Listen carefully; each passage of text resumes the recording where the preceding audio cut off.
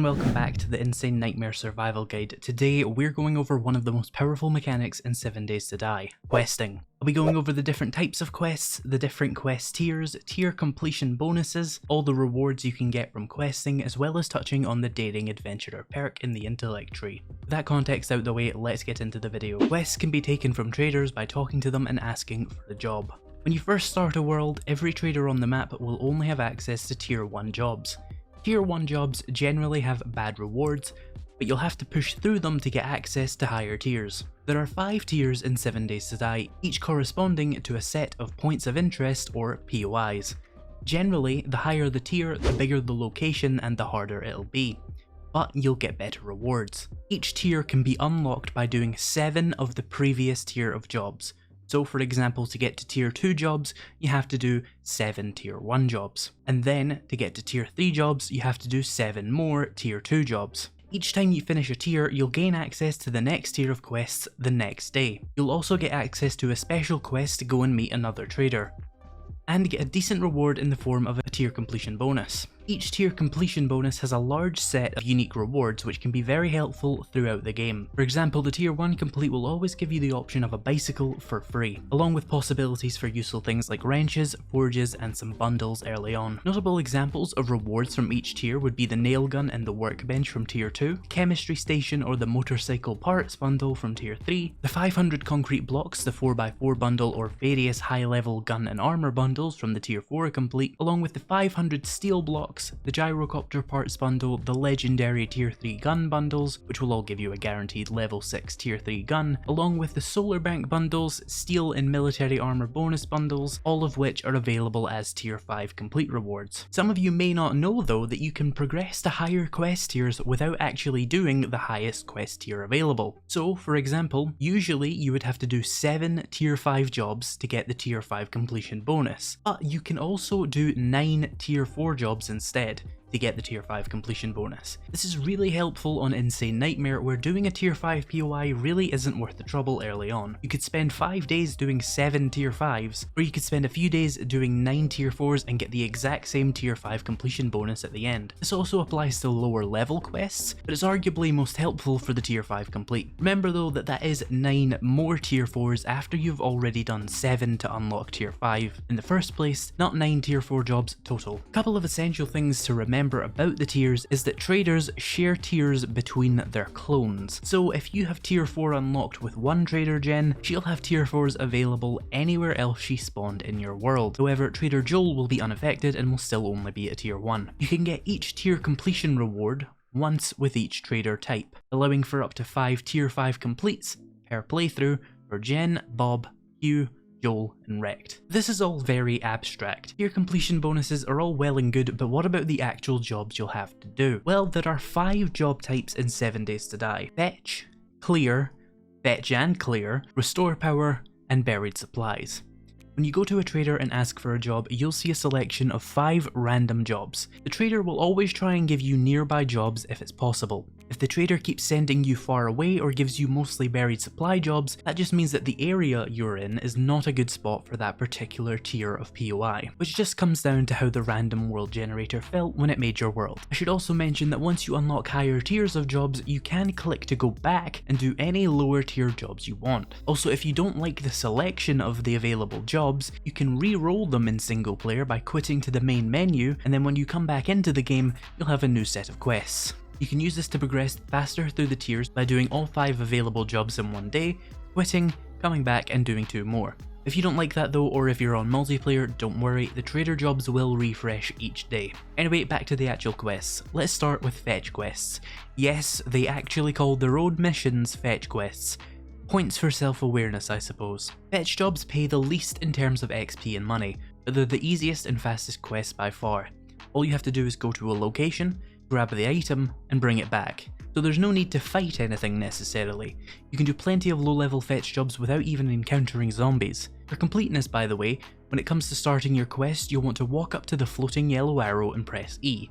You're now in the actual quest. If you leave that area, the quest will fail and you'll have to go get another one. If you leave the game, the quest will be reset and you'll have to press the yellow arrow again. This is to prevent an exploit involving the game's spawning mechanics. If there's a land claim block or bedroll in the area of the POI, quest will not allow you to start and you'll have to get rid of it, or if you're on multiplayer, you'll have to just delete the quest and go find somewhere else. Once your objective is complete, the objective will update on the top right and you'll have to return to the trader to actually get your reward. When it comes to fetch jobs specifically, you can see where the item you have to fetch is by the marker on the compass and the arrow on the icon. If the arrow is above the satchel, the item is on a higher floor. If the arrow is below the satchel, the item is on a lower floor. Tier 1 fetch jobs has one of the worst quest reward tables in the game. Basically all you can get from them are ammo, which does include explosives, which is helpful, books and low level schematics, and early game weapon mods. This is why I say just rush them and don't spend any more time on them than you have to. Break through walls from the outside of the POI if you have to. These quests are really good for getting ammo supplies early on though, and they're also really helpful for speedrunning quest tiers because you can do them in a matter of seconds once you get used to the POIs. At tier 2 and above, we have a much better selection of reward choices. You are guaranteed a tool from tier 2 or higher fetch quests. Tier 2 fetches are a great way to get a wrench quickly if you don't want to craft them or can't seem to find one. You're also guaranteed either a piece of armor or a medical reward.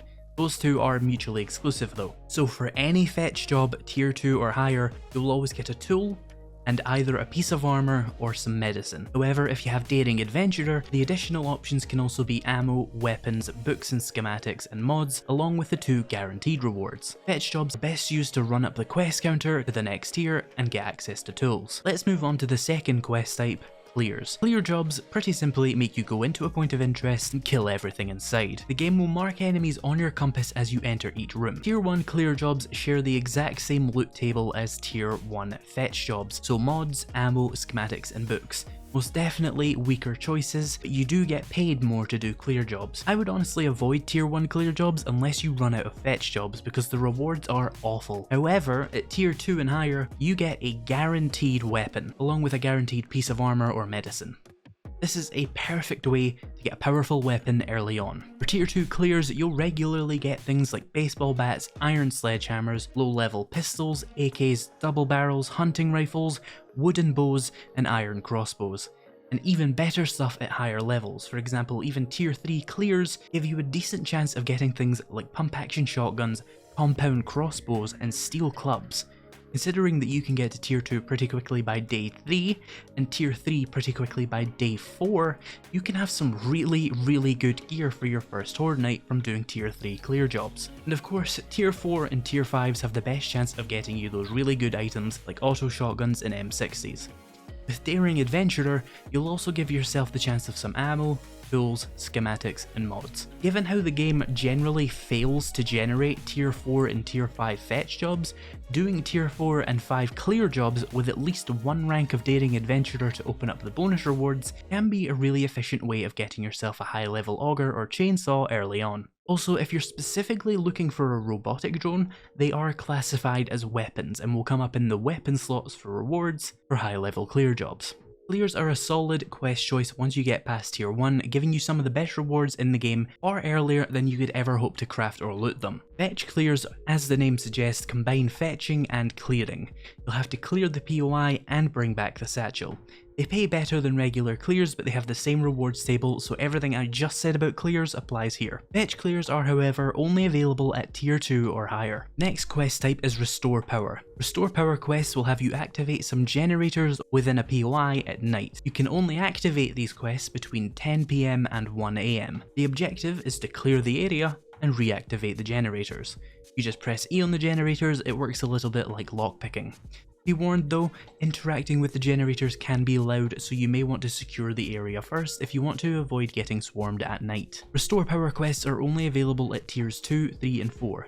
Despite most of the tier 5 POIs in the game having the generators in them, a tier 5 restore power quest has not been implemented into the game yet. You may actually struggle to even find these jobs, as the majority of locations in the game are not equipped to handle this type of quest. Also, they have the same reward table as fetch, clears and clears, and they pay about the same as fetch clears.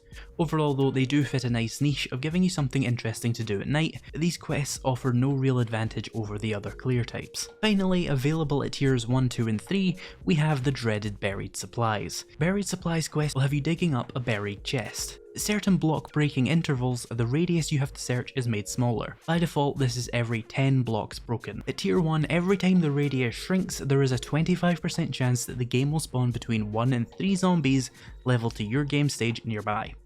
You'll have to jump out of the hole and fight them off. At tier 2, the starting radius of the treasure is increased from 5 blocks to 7. And the chance to spawn zombies each shrink is increased to 50%. And the maximum number of zombies that can be spawned is up to 4, and at least 2 will generate every single time. At tier 3, the radius is increased again to 9 blocks, and the chance to spawn zombies each shrink is up to 75%. Now you can generate between 3 and 5 zombies each shrink. Also, each quest will have you collect a satchel from inside the buried treasure, along with some bonus loot. Once again, zombies will be spawned once the player takes a satchel. On multiplayer, you'll have to fight a wave for each player on the quest. At tier 1, the game will spawn between 3 and 5 zombies upon you collecting the satchel. Tiers 2 and 3, this is up to between 5 and 7. So buried supplies with like 5 players can get pretty hectic, but tier 1 supplies missions will give you a guaranteed medical item and the possibility of ammo, schematics and mods. At tier 2 and 3, they'll give you a guaranteed medical item along with either a guaranteed weapon or a piece of armor. So if you need medicine, buried supplies can be a nice option. However, this is the Insane Nightmare Survival Guide, and I am obliged to point out that they are a complete death sentence on Insane Nightmare. But they are quite good if you want to gather some clay. You will have to stay within 25 meters of the center of the radius though, or the quest will fail. Also, the most crucial tip for buried supplies is to just use an auger. It makes it go a lot faster. But if you want to be a bit smarter about it, you can put down frames and watch which way the radius shrinks to make the process a little bit easier. If it shrinks away this way, then it's over here somewhere. The last thing I should mention with questing is one of the most powerful perks in 7 Days to Die Alpha 20, and that is Daring Adventurer. Daring Adventurer is an intellect perk maxing out at 4 ranks requiring 8 intellect. Each rank will increase the amount of money you get from each quest up to 20% more. The first 3 ranks will give you access to 1 extra bonus reward per rank.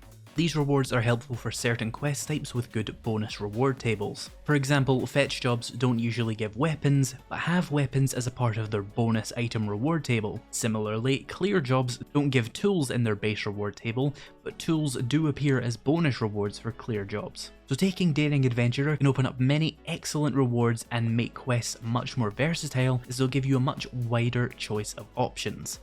Even more usefully, the 4th rank allows you to take 1 extra choice when picking your reward. This includes tier completion rewards, so allowing you to get 10 tier 5 complete rewards per world per player instead of just 5. So if you can get Daring Adventurer rank 4 before getting any tier 5 completes, you can get 2 amazing complete rewards at once. For example, you could take the 500 steel blocks and the legendary auto shotgun bundle if they're both there. Daring Adventurer makes the already powerful questing mechanic just utterly absurd. It is a must-have for anyone looking to make questing the primary source of their XP, money and gear, which you probably should on Insane Nightmare, as it is by far the fastest way to progress in the game. That should be more than you ever really wanted to know about questing, but if you have any specific questions I didn't cover in the video, feel free to leave a comment below and I'll see if I can find the answer. If you haven't checked out my Insane Nightmare build videos, which cover playstyles and perk choices that are the strongest for Insane Nightmare in Alpha 20, I would recommend going back and starting with the Brute build if you want to try a very quest heavy build. Thank you to my channel members for making these videos possible. Thank you so much for watching,